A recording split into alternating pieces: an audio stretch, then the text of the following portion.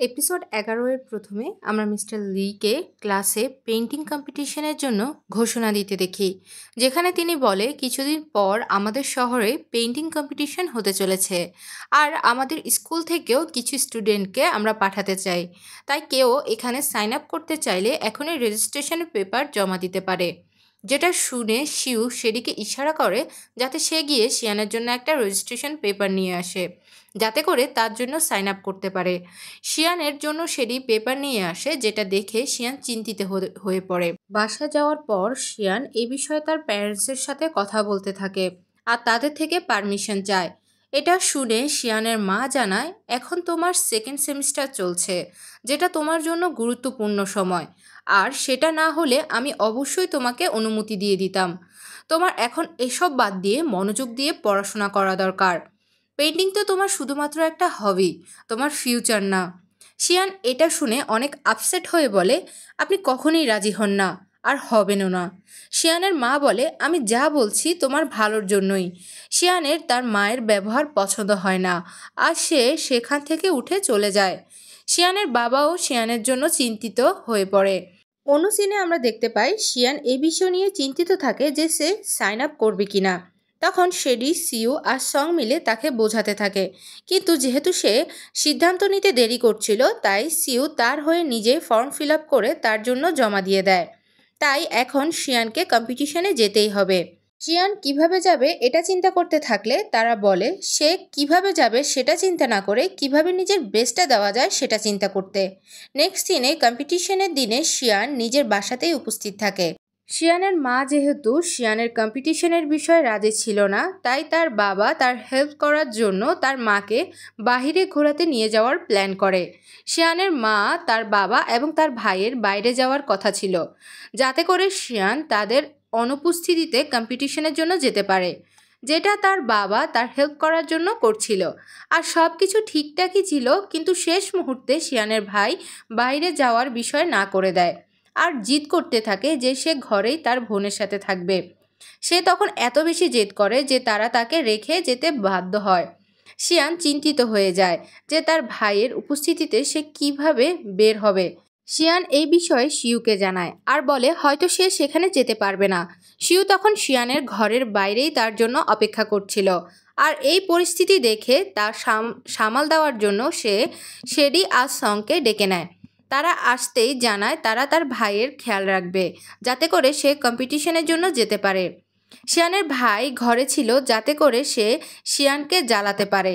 Xi'an তাদেরকে বোঝাতে থাকে যে জুংকংকে সামলানো এত ইজি বিষয় না, কিন্তু তারা দুজনেই তাকে আশ্বস্ত করে এবং গিয়ে তার ভাইয়ের কাছে বসে পড়ে আর তাকে বিভিন্ন কথায় ফাঁসিয়ে শিউর কাছে শিয়ানকে পাঠিয়ে দেয়, যে কিনা প্রথম থেকেই বাইকে অপেক্ষা করছিল।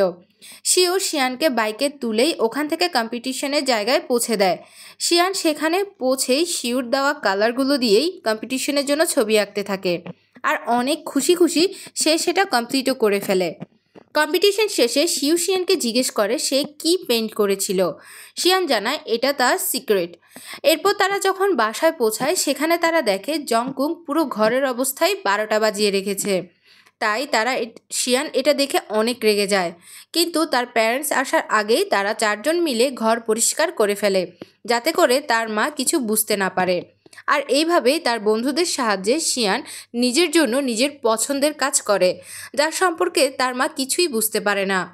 শিয়ান তার বাবা তাকে অ্যাপ্রিসিয়েট করে, তাই অনেক খুশি হয়।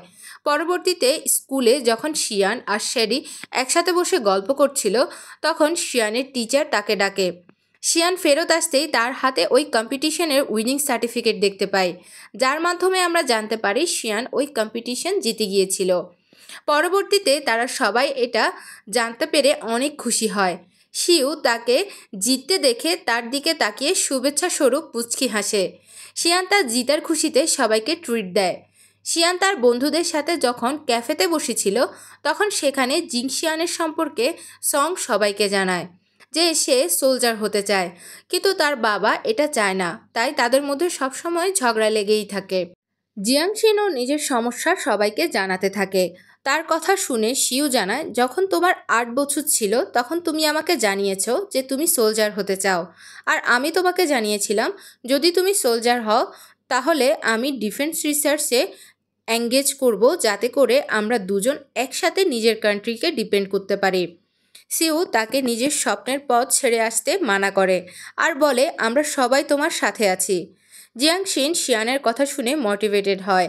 অন্যদিকে সং জানায় সে পাইলট হতে চায়। তখন শেরি জানায় সং পাইলট হলে সে পাইলট ট্রিপ অ্যাটেন্ডেন্ট হবে। সবাই নিজের ড্রিম সম্পর্কে কথা বলতে থাকে আর জানাতে থাকে ফিউচারে তারা কি হতে চায়।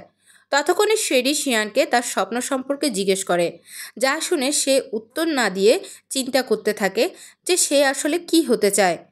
খাবার খাওয়ার পর বাসায় যাওয়ার সময় শিয়ানের প্রশ্নের উত্তরে শিউ তাকে জানায় জিনশিয়ানের বাবা নিজে সোলজার হওয়ার সত্ত্বেও তাকে সেখানে পাঠাতে চায় না, কারণ তার বাবা মনে করে সে এত হার্ডশিপ করতে পারবে না আর এসব সহ্য না করতে পেরে সে অবশ্যই ফেরত চলে আসবে। কিন্তু জিয়াংশিন অনেক জেদি, তাই সেও হার মানবে না। তখন শিয়ান জানায়, পেইন্টিং তো আমার হবি, কিন্তু আমি অনেক বড় কিছু করতে চাই। তখন শিউ তাকে মোটিভেট করতে থাকে আর বলে, বড় বড় ড্রিম হবি থেকেই শুরু হয়। তখন শিয়ান শিউকে নিজের ড্রিম সম্পর্কে জানায় যে সে অনেক বড় ইউনিভার্সিটিতে অ্যাডমিশন নিতে চায়, যাতে করে সে সবাইকে নিজের সম্পর্কে থাকা ভুল ধারণা থেকে সরিয়ে আনতে পারে। আর সিউও তাকে এই কথা শুনে তার কাজে হেল্প করবে বলে প্রমিস করে। আর এরপর থেকে দেখা যায় সিউ শিয়ানের পড়াশোনায় অনেক হেল্প করতে থাকে। আর রেজাল্টের দিন দেখা যায় শিয়ানের রেজাল্ট আগের তুলনায় অনেক ভালো হয়, যা দেখে সে এবং তার বন্ধুরা অনেক খুশি হয়ে যায়। পরবর্তী সিনে শিয়ান বাসায় পৌঁছায়, যেখানে বিকংকে দেখতে পায়। তখন শিয়ান তার বন্ধুদের সাথে ক্যাম্পে যাওয়ার জন্য পারমিশন চায়, কিন্তু তার মা তাকে মানা করে দেয়। পরবর্তীতে বিকং শিয়ানের মাকে এই বলে মানিয়ে নেয় যে সে আর তার বন্ধুরাও সেখানে যাচ্ছে, তাই তারা শিয়ান আর তার বন্ধুদের বিষয়ে খেয়াল রাখবে, যা শুনে তার মা রাজি হয়ে যায় আর শিয়ান ক্যাম্পিংয়ের জন্য চলে যায়। শিউ বিকংকে দেখে ইনসিকিউর ফিল করতে থাকে। অন্যদিকে শেডির কাছে বিকংকে অনেক হ্যান্ডসাম দেখতে লাগে। বিকং শিয়ানকে বনফায়ার ডান্সের জন্য জিজ্ঞেস করে। শিউ বাকি সবাইকে ডান্সের জন্য রাজি করিয়ে নেয়, যেখানে সবাই ডান্স করে আর অনেক এনজয় করতে থাকে।